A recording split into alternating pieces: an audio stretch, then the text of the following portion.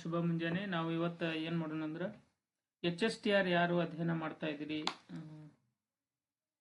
ಪ್ರೌಢಶಾಲಾ ಶಿಕ್ಷಕ ಮತ್ತು PUCಗೆ ಯಾರು PU ಕಾಲೇಜ್ ಲೆಕ್ಚರರ್ ಯಾರು ಇಷ್ಟಪಡ್ತಾ ಇದ್ದೀರಿ, ತಮಗೆ ಅನುಕೂಲವಾಗ್ತಕ್ಕಂಥ ಕೆಲವೊಂದಿಷ್ಟು ನನಗೆ ತಿಳಿದ ವಿಷಯಗಳನ್ನು ತಮಗೆ ಹೇಳೋಕೆ ನಾನು ಇಷ್ಟಪಡ್ತೀನಿ. ನಾವು ಮೊದಲಿಗೆ ಸಿಲೆಬಸ್ ವೈಸ್ ಹೋಗೋದಾದರೆ ಫಸ್ಟಿಗೆ ನಾನು ಜಿಯೋಗ್ರಫಿಯನ್ನು ಹೇಳಲು ಇಷ್ಟಪಡ್ತೇನೆ. ಜಿಯೋಗ್ರಫಿಯಲ್ಲಿ ಮೊಟ್ಟ ಮೊದಲ ಬಾರಿಗೆ ನಿಮಗೆ ಯಾವ ವಿಷಯ ಇದೆ ಅನ್ನೋದನ್ನು ನೀವು ಯಾವುದೇ ಒಂದು ಎಕ್ಸಾಮನ್ನು ಸ್ಟಡಿ ಮಾಡಬೇಕಾದ್ರೆ ಮೊದಲಿಗೆ ನಿಮ್ಮ ಕಡೆ ಸಿಲೆಬಸ್ ಇರಬೇಕು. ಸಿಲೆಬಸ್ಸನ್ನು ಒಂದು ಪ್ರಿಂಟೌಟ್ ಇಟ್ಕೊಂಡು ನೀವು ಓದಿದ್ದೆ ಆದರೆ ಏನು ಓದಬೇಕು, ಎಷ್ಟು ಓದಬೇಕು ಅನ್ನೋದು ನಿಮಗೆ ಗೊತ್ತಾಗ್ತಕ್ಕಂಥದ್ದು. ನಾನು ಮೊದಲನೇದಾಗಿ ಜಿಯೋಗ್ರಫಿಯಲ್ಲಿ ನಿಮ್ಮ ಹೈಸ್ಕೂಲ್ಗೆ ಸಂಬಂಧಪಟ್ಟಿರ್ತಕ್ಕಂಥ ಸಿಲೆಬಸ್ಸನ್ನು ತೆಗೆದುಕೊಂಡು ನೋಡೋದಾದರೆ ಏನಿದೆ, ಇಲ್ಲಿದೆ ನೋಡಿ, the earth latitude longitudes and important time zones international date line ಅಂತ ಇದೆ. ಫಸ್ಟ್ ಅಧ್ಯಾಯವನ್ನು ನಾವು ನೋಡೋಣ. ಈ ಅಧ್ಯಾಯ ನಿಮಗೆ ಎಲ್ಲಿ ಸಿಗುತ್ತೆ ಅಂದರೆ, ನೀವು ಸ್ಪೆಸಿಫಿಕ್ ಆಗಿ ಪ್ರತಿಯೊಂದು ಪುಸ್ತಕವನ್ನು ತೆಗೆದುಕೊಂಡಾಗ ಅದನ್ನು ಡಿಟೇಲ್ ಆಗಿ ಓದ್ತಾ ಹೋಗಬಾರ್ದು. ಚಾಪ್ಟರ್ ವೈಸ್ ಸೆಲೆಕ್ಟೆಡ್ ಮಾತ್ರ ಓದ್ಕೊಂಡಾಗ ಮಾತ್ರ ನೀವು ಕಾಂಪಿಟೇಟಿವ್ ಎಕ್ಸಾಮನ್ನು ಬೇಗ ಕ್ಲಿಯರ್ ಮಾಡೋಕ್ಕೆ ಸಾಧ್ಯ ಆಗುತ್ತೆ. ಈ ಕಾನ್ಸೆಪ್ಟ್ ಯಾವ ಪುಸ್ತಕದಲ್ಲಿ ಇದೆ ಅಂದರೆ, ಈ ಕಾನ್ಸೆಪ್ಟ್ ನಿಮ್ಮ DSERTಗೆ ಸಂಬಂಧಪಟ್ಟಿರ್ತಕ್ಕಂಥ ಯಾವ ಸ್ಟೇಟ್ ಗೌರ್ಮೆಂಟ್ ಪುಸ್ತಕ ಇದೆ, 8ನೇ ತರಗತಿಯ ಭೂಗೋಳಶಾಸ್ತ್ರ ವಿಷಯದ ಅಧ್ಯಾಯ 11 ಭೂಮಿ ನಮ್ಮ ಜೀವಂತ ಗ್ರಹ, ಈ ಕಾನ್ಸೆಪ್ಟ್ ಬಗ್ಗೆ ಅದರಲ್ಲಿ ಇರ್ತಕ್ಕಂಥದ್ದು. ಹಾಗಾದ್ರೆ ಬರ್ರಿ ನಾವು ನೋಡೋಣ. ಇವತ್ತ ಭೂಗೋಳಶಾಸ್ತ್ರದ ಮೊಟ್ಟ ಮೊದಲನೇದಾಗಿ 11ನೇ ಅಧ್ಯಾಯ ಭೂಮಿ ನಮ್ಮ ಜೀವಂತ ಗ್ರಹ ಅಂತಕ್ಕಂಥದ್ದು. ಯಾಕೆ ಇದನ್ನ ಜೀವಂತ ಗ್ರಹ ಅಂತ ಕರೆದ್ರು? ಜೀವಂತ ಗ್ರಹ ಅನ್ನೋದಕ್ಕೆ ಕಾರಣ ಏನು? ಯಾಕಂದ್ರೆ ಇಲ್ಲಿ ಸಜೀವ ಅಂಶಗಳಿವೆ, ಅಜೈವಿಕ ಅಂಶಗಳಿವೆ, ಉಷ್ಣಾಂಶ ಇದೆ, ಆಮೇಲೆ ನೀರಿನ ಸಂಗ್ರಹ ಇದೆ, ಮತ್ತು ಹಲವಾರು ಜೀವಿಗಳು, ಮಾನವ, ಪ್ರಾಣಿಗಳು, ಸಸ್ಯಗಳು ಕೂಡ ಇಲ್ಲಿ ಇರ್ತಕ್ಕಂಥದ್ದು. ಆದ್ದರಿಂದ ಇದನ್ನ ನಾವು ಜೀವಂತ ಗ್ರಹ ಅಂತ ಕರೆದಿದ್ದೀವಿ. ಇದನ್ನೇ ಕೇಳ್ತಾನೆ, ಕೆಳಗಿನ ಯಾವ ಅಂಶಗಳನ್ನ ಪರಿಗಣಿಸಿ ಇದನ್ನ ಜೀವಂತ ಗ್ರಹ ಎಂದಿದ್ದೇವೆ ಅಂತ ಹೇಳಿ ಕೇಳ್ತಾನ. ಅವಾಗ ನಾವು ಹೇಳಬೇಕು, ಇಲ್ಲಿ ಉಷ್ಣಾಂಶ ಇದೆ, ಅನಿಲಗಳಿವೆ, ಪ್ರಾಣಿಗಳಿವೆ, ಸಸ್ಯಗಳಿವೆ. ಇವೆಲ್ಲವನ್ನ ನೋಡಿದಾಗ ನಾವು ಭೂಮಿಯನ್ನ ಏನಂತ ಕರಿಬಹುದು? ಜೀವಂತ ಗ್ರಹ ಅಂತ ಕರಿಬಹುದು. ಇನ್ನ ಭೂಮಿಗೆ ಇರ್ತಕ್ಕಂಥ ಪ್ರಮುಖ ಹೆಸರುಗಳು ಯಾವುವು ಅಂತ ಹೇಳಿ ಕೇಳ್ತಾನ. ಭೂಮಿಗೆ ಇರ್ತಕ್ಕಂಥ ಪ್ರಮುಖ ಹೆಸರುಗಳು ಜೀವಂತ ಗ್ರಹ, ವಿಶಿಷ್ಟ ಗ್ರಹ, ಜಲಾವೃತ ಗ್ರಹ ಅಂತ ಹೇಳಿ ಕರಿತೀವಿ. ಮತ್ತೆ ನೀಲಿ ಗ್ರಹ ಅಂತ ಹೇಳಿ ಯಾಕೆ ಕರಿತೀವಿ ಅಂದ್ರೆ, ನಾವು ಭೂಮಿಯ ಮೇಲೆ ಹೆಚ್ಚಿನ ಪ್ರಮಾಣದಲ್ಲಿ ಜಲ ಸಂಗ್ರಹ ಇರುವುದರಿಂದ, ಸಾಗರ ಅಥವಾ ಸಮುದ್ರಗಳಿರುವುದರಿಂದ ಇದು ನೋಡೋದಕ್ಕೆ ನೀಲಿ ಆಕಾರದಲ್ಲಿ ಕಾಣ್ತಕ್ಕಂಥದ್ದು. ಆದ್ದರಿಂದ ಇದನ್ನ ನೀಲಿ ಗ್ರಹ ಅಂತ ಹೇಳಿ ಕರೆದಿದ್ದೀವಿ. ಇನ್ನು ನಾವು ಭೂಮಿಯ ಗಾತ್ರ ಅಂದ್ರೆ ಎಷ್ಟು ದೊಡ್ಡದಾಗಿದೆ, ವಿಸ್ತೀರ್ಣದಲ್ಲಿ ಎಷ್ಟು ದೊಡ್ಡದಾಗಿದೆ, ವ್ಯಾಸ, ಅದರದು ಸುತ್ತಳತೆ, ಇದನ್ನೆಲ್ಲ ನಾವು ಇದರೊಳಗೆ ನೋಡ್ತೀವಿ. ಮತ್ತು ಭೂಭಾಗ, ಜಲರಾಶಿಗಳ ಹಂಚಿಕೆ, ಎಷ್ಟು ಪ್ರಮಾಣದಲ್ಲಿ ಭೂಮಿ ಇದೆ, ಎಷ್ಟು ಪ್ರಮಾಣದಲ್ಲಿ ನೀರಿದೆ ಅಂತಕ್ಕಂಥದ್ದನ್ನ ನಾವು ಇಲ್ಲಿ ತಿಳ್ಕೊಂತೀವಿ. ನೋಡಿ, ಸೂರ್ಯನ ಪರಿವಾರದಲ್ಲಿ ಭೂಮಿ 5ನೇ ದೊಡ್ಡ ಗ್ರಹ ಅಂತ ಹೇಳಿ ಇದೆ. ಸೂರ್ಯನ ಪರಿವಾರದಲ್ಲಿ ಭೂಮಿ 5ನೇ ದೊಡ್ಡ ಗ್ರಹ. ತಾವಿದನ್ನ ಇಂಪಾರ್ಟೆಂಟ್, ಇದನ್ನ ನೆನ್ಪಿಟ್ಕೊಳ್ಬೇಕು. ಭೂಮಿಯ ವ್ಯಾಸ ಚಂದ್ರನ ವ್ಯಾಸಕ್ಕಿಂತ ಎಷ್ಟು ಪಟ್ಟು ದೊಡ್ಡದಾಗಿದೆ ಅಂದ್ರೆ 4 ಪಟ್ಟು ದೊಡ್ಡದಾಗಿರ್ತಕ್ಕಂಥದ್ದು. ಮತ್ತು ಸೂರ್ಯನಿಗಿಂತ ಭೂಮಿ 107 ಪಟ್ಟು ಏನಿದೆ ಚಿಕ್ಕದಾಗಿರ್ತಕ್ಕಂಥದ್ದು. ಇನ್ನ ಭೂಮಿಯ ಭೌಗೋಳಿಕ ಕ್ಷೇತ್ರವನ್ನ ನಾವು ನೋಡೋದಾದ್ರ 510 ದಶಲಕ್ಷ ಚದರ ಕಿಲೋಮೀಟರ್ಗಳಷ್ಟು ಏನಿದೆ ಭೂಮಿಯ ಕ್ಷೇತ್ರವನ್ನ ಹೊಂದಿರತಕ್ಕಂಥದ್ದು. ಇದರಲ್ಲಿ 510 ದಶಲಕ್ಷ ಕಿಲೋಮೀಟರ್ಗಳಲ್ಲಿ ಶೇಕಡ 70.78 ಏನಿದೆ ನೀರಿದೆ, ಕೇವಲ ನೀರಿದೆ. ಅದು ಸಲೈನ್ ವಾಟರ್ ಆಗಿರ್ಬೋದು, ಕುಡಿತಕ್ಕಂಥ ನೀರಿರ್ಬೋದು, ಹ್ಯೂಮಿಡಿಟಿ ಒಳಗಿರ್ತಕ್ಕಂಥ ನೀರಿರ್ಬೋದು, ಅಂತರ್ಜಲ, ಟೋಟಲಿ ಎಲ್ಲ ಸೇರಿ 70.78% ಇರ್ತಕ್ಕಂಥದ್ದು. ಇನ್ನು ಉಳಿದಿರ್ತಕ್ಕಂಥ ಭಾಗ ಏನಿದೆ 29.22 ಅಥವಾ 22% ಇದು ಭೂಭಾಗದಿಂದ ಕೂಡಿದೆ. 70.78 ಮತ್ತು 29.22 ಇವು ಎರಡು ಡಾಟಾವನ್ನ ನೀವು ನೆನ್ಪಿಟ್ಕೊಂಡಿದ್ದೆ ಆದ್ರೆ HSTR ನಲ್ಲಿ ಬರ್ತಕ್ಕಂಥ ಪ್ರಶ್ನೆಗಳಿಗೆ ಸುಲಭವಾಗಿ ಉತ್ತರಿಸಬಹುದು. ಇನ್ನ ಅನುಪಾತದಲ್ಲಿ ಇವುಗಳನ್ನ ನೋಡೋದಾದ್ರೆ 1:2.43 ಅನುಪಾತ ಜಲರಾಶಿ ಮತ್ತು ಭೂಭಾಗವನ್ನ ಭೂಮಿ ಹೊಂದಿರತಕ್ಕಂಥದ್ದು. ಈ ಅನುಪಾತವನ್ನು ನೋಡಿದ್ರೆ ನಮ್ಗೆ ಏನ್ ಅನ್ಸುತ್ತಂದ್ರ, ಇಲ್ಲಿ ನೀರಿನ ಪ್ರಮಾಣ ಹೆಚ್ಚಾಗಿದೆ, ಇಲ್ಲಿ ಭೂಮಿಯ ಪ್ರಮಾಣ ಕಡಿಮೆ ಆಗ್ಯದ ಮತ್ತು ನೀರಿನ ಪ್ರಮಾಣ ಹೆಚ್ಚಾಗಿದೆ ಅಂತ ಹೇಳಿ ನಮಗೆ ಗೊತ್ತಾಗ್ತದೆ. ಇನ್ನ ಭೂಮಿಯ ಆಕಾರವನ್ನ ನಾವು ಏನಂತ ಕರಿತೀವಿ ಅಂತ ಹೇಳಿ ಕೊಟ್ಟಿದ್ದಾರೆ, ಜಿಐಡ್ ಆಕಾರ ಅಂತ ಹೇಳಿ ಕೊಟ್ಟಿದ್ದಾರೆ.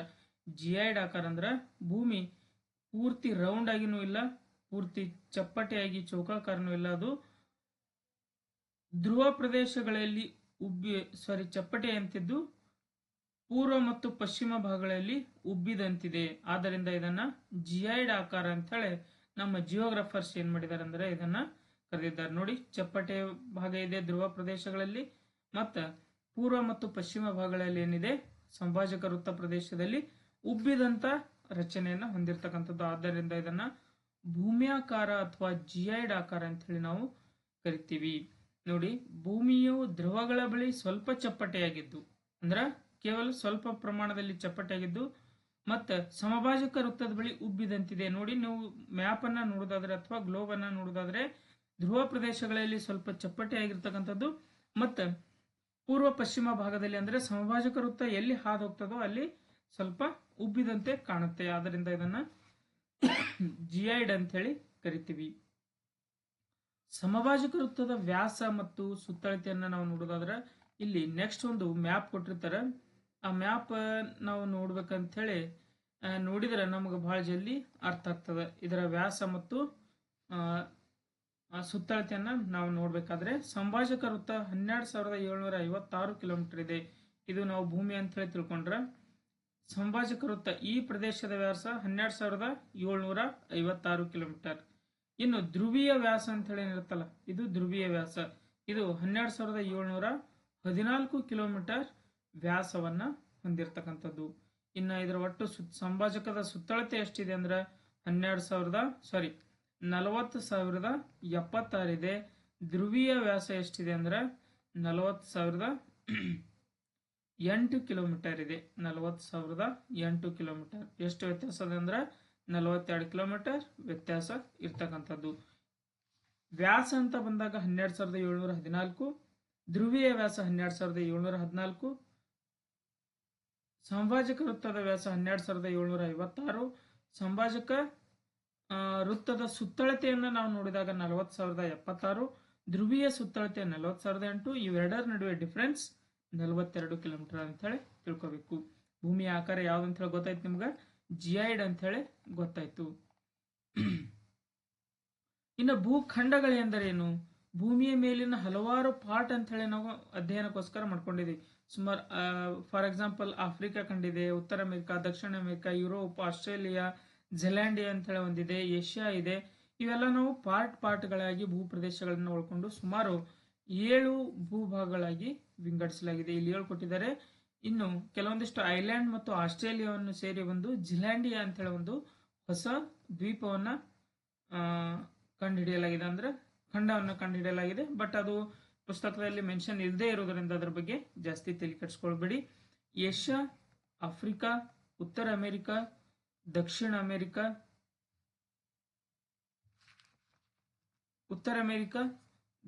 ಅಮೆರಿಕ, ಅಂಟಾರ್ಟಿಕಾ, ಯುರೋಪ್, ಆಸ್ಟ್ರೇಲಿಯಾ, ಈ ಖಂಡಗಳು ವಿಸ್ತಾರವಾದ ಭೂಭಾಗಗಳು ಆಗಿರ್ತಕ್ಕಂಥದ್ದು.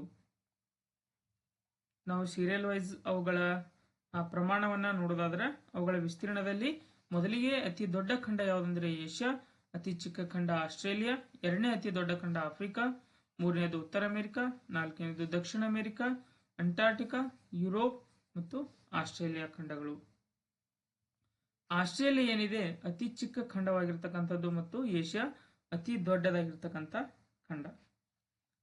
ಇನ್ನು ಭೂಮಿಯ ಮೇಲೆ ವಿಸ್ತಾರವಾದ ಜಲಸಾಗರಗಳೇನಿದೆ, ಜಲರಾಶಿ ಏನಿದೆ, ಅವುಗಳನ್ನ ಮಹಾಸಾಗರಗಳು ಅಥವಾ ಸಮುದ್ರಗಳಂತ ಹೇಳಿ ಕರಿತೀವಿ. ಯಾವ ಯಾವ ಸಾಗರಗಳಿವೆ ಭೂಮಿಯ ಮೇಲೆ ಪ್ರಮುಖವಾಗಿ ಅಂದ್ರೆ ಪೆಸಿಫಿಕ್ ಸಾಗರ ಇದೆ, ಅಟ್ಲಾಂಟಿಕ್ ಸಾಗರ ಇದೆ, ಆಮೇಲೆ ಹಿಂದೂ ಮಹಾಸಾಗರ ಇದೆ, ಆರ್ಟಿಕ್ ಸಾಗರ ಇದೆ, ಆಮೇಲೆ ಪೆಸಿಫಿಕ್ ಸಾಗರ ಅತಿ ದೊಡ್ಡದು, ಆರ್ಟಿಕ್ ಸಾಗರ ಅತಿ ಚಿಕ್ಕದಾಗಿರ್ತಕ್ಕಂಥ ಒಂದು ಸಾಗರ ಆಗಿದೆ.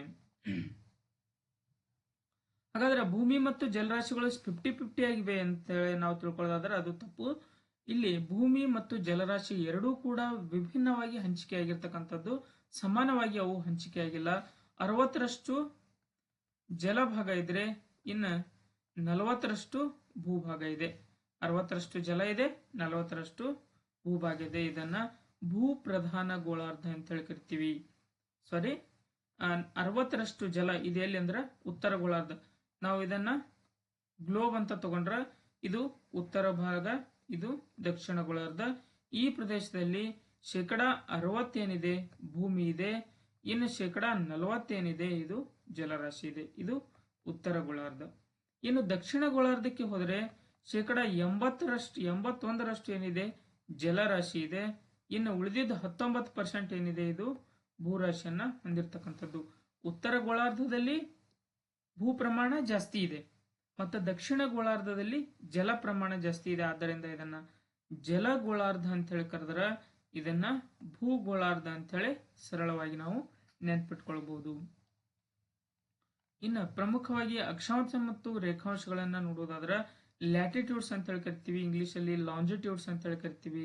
ಇವುಗಳನ್ನ ಹೇಗೆ ನಾವು ಯಾವ ರೀತಿಯಾಗಿ ತಿಳ್ಕೊಬಹುದು, ಇವುಗಳಿಂದ ನಮ್ಮ ಉಪಯೋಗ ಏನು ಅನ್ನೋದನ್ನು ನೋಡುವುದಾದ್ರೆ, ಇವು ಕಾಲ್ಪನಿಕ ರೇಖೆಗಳು. ಇವೇನ್ ನಾವು ಭೂಮಿಯ ಮೇಲೆ ನಿಖರವಾಗಿ ಕಾಣಿಸುವಂತೆ ಎಲ್ಲಿ ಎಳೆದಿರಂಗಿಲ್ಲ, ಬಟ್ ಭೂಪಟದಲ್ಲಿ ಗ್ಲೋಬ್ಗಳ ಮೇಲೆ ನಮ್ಮ ಅಧ್ಯಯನಕ್ಕೋಸ್ಕರ ಅನುಕೂಲ ಆಗಲಿ ಅಂತ ಹೇಳಿ ಇವುಗಳನ್ನ ಏನ್ ಮಾಡಿದಾರೆ ಅಂದ್ರೆ ಕಾಲ್ಪನಿಕ ರೇಖೆಗಳಿವೆ. ಏನು ಅಕ್ಷಾಂಶಗಳಂದ್ರೆ, ಸಿಂಪಲ್ ಆಗಿ ಹೇಳ್ಬೇಕಂದ್ರೆ ಅಕ್ಷಾಂಶಗಳು ಲ್ಯಾಟಿಟ್ಯೂಡ್ಸ್ ಅಂದ್ರೆ ಗೋಳದ ಮೇಲೆ ಅಥವಾ ಭೂಮಿಯ ಮೇಲೆ ಪೂರ್ವದಿಂದ ಪಶ್ಚಿಮಕ್ಕೆ ಅಥವಾ ಪಶ್ಚಿಮದಿಂದ ಪೂರ್ವಕ್ಕೆ ಸಮಭಾಜಕ ವೃತ್ತಕ್ಕೆ ಸಮಾನಾಂತರವಾಗಿ ಎಳೆದಿರ್ತಕ್ಕಂಥ ಕಾಲ್ಪನಿಕ ರೇಖೆಗಳನ್ನು ನಾವೇನಂತ ಕರಿತೀವಿ, ಅಕ್ಷಾಂಶಗಳಂತ ಹೇಳಿ ಕರಿತೀವಿ. ಇದು ಭೂಮಿ ಅಂತ ಹೇಳಿ ತಿಳ್ಕೊಳ್ಳಿ, ಇದು 0 ಡಿಗ್ರಿ ಸಮಭಾಜಕ ವೃತ್ತ. ಇದಕ್ಕೆ ಸಮಾನಾಂತರವಾಗಿ ಈ ರೀತಿಯಾಗಿರ್ತಕ್ಕಂಥ ಭೂಮಿಯ ಮೇಲಿನ ಕೆಲವೊಂದಿಷ್ಟು ಕಾಲ್ಪನಿಕ ರೇಖೆಗಳನ್ನ ಅಕ್ಷಾಂಶಗಳಂತ ಹೇಳಿ ಕರಿತೀವಿ. ಇನ್ನು ರೇಖಾಂಶಗಳೇನಂದ್ರೆ, ರೇಖಾಂಶ 0 ಡಿಗ್ರಿ ಏನು ಸಮಭಾಜಕ ವೃತ್ತ ಇದೆ, ಆ ಸಮಭಾಜಕ ವೃತ್ತವನ್ನ ಲಂಬವಾಗಿ ಛೇದಿಸುವಂತೆ, ಲಂಬವಾಗಿ 90 ಡಿಗ್ರಿ ಆಗತ್ತೆ ನೋಡ್ರಿ, ಲಂಬವಾಗಿ ಛೇದಿಸುವಂತೆ ಎಳೆದಿರ್ತಕ್ಕಂಥ ಕಾಲ್ಪನಿಕ ರೇಖೆಗಳನ್ನ ರೇಖಾಂಶಗಳು ಅಂತ ಹೇಳಿ ಕರಿತೀವಿ, ಲಾಂಜಿಟ್ಯೂಡ್ಸ್ ಅಂತ ಹೇಳಿ ಕರಿತೀವಿ. ಅಕ್ಷಾಂಶಗಳು 180 ಅಕ್ಷಾಂಶಗಳಿರ್ತಕ್ಕಂಥದ್ದು, ರೇಖಾಂಶಗಳು 360 ರೇಖಾಂಶಗಳು. ಈ ಡಾಟಾಗಳನ್ನ ತಾವೆಲ್ಲರೂ ನೆನ್ಪಿಟ್ಕೊಳ್ಬೇಕು. ಇಲ್ಲಿದೆ ನೋಡಿ, ಇವು ಅಕ್ಷಾಂಶಗಳಿವು, ಇವು ರೇಖಾಂಶಗಳು, ಇವು ಅಡ್ಡಲಾಗಿ ಎಳೆದಿರ್ತಕ್ಕಂಥದ್ದು ಇವು ಅಕ್ಷಾಂಶಗಳು, ಇವು ರೇಖಾಂಶಗಳು.